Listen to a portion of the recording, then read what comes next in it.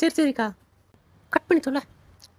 ஏங்க, பக்கத்து வீட்டு அக்கா இருக்காங்கல்ல, அவங்க பையன் ஸ்கூல் ரீஓப்பனுக்கு புது பேகு, புது லஞ்ச் பாக்ஸு, புது வாட்டர் பாட்டில் எல்லாமே வாங்கியிருக்காங்களாங்க. நம்ம பையனுக்கும் போய் வாங்கிட்டு வந்துடுறீங்களா?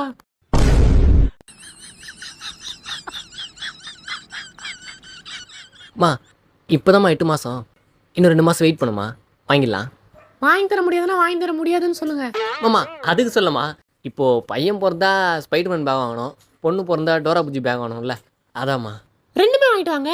ரெண்டுத்துல எது பிறகுதோ அது யூஸ் பண்ணிட்டோம். மா 2 மாதம் தானே அது. ஏங்க, முடியாதுன்னா முடியாதுன்னு சொல்லிட்டு மாமா போயிட்டே அதுல இருங்க. இல்லைம்மா, இதோ வாங்கிடுறோம்.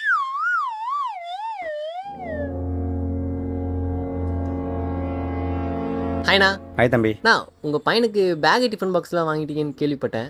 ஆமாம்மா. உங்கள் பையன் என்ன பண்ணுறான்? மா பையனாமா பண்ணுறான்?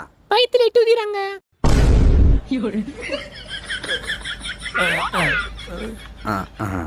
அதுக்குள்ளேயே ஓகே. ஆமாம், நீங்கள் எங்கே போகிறீங்க?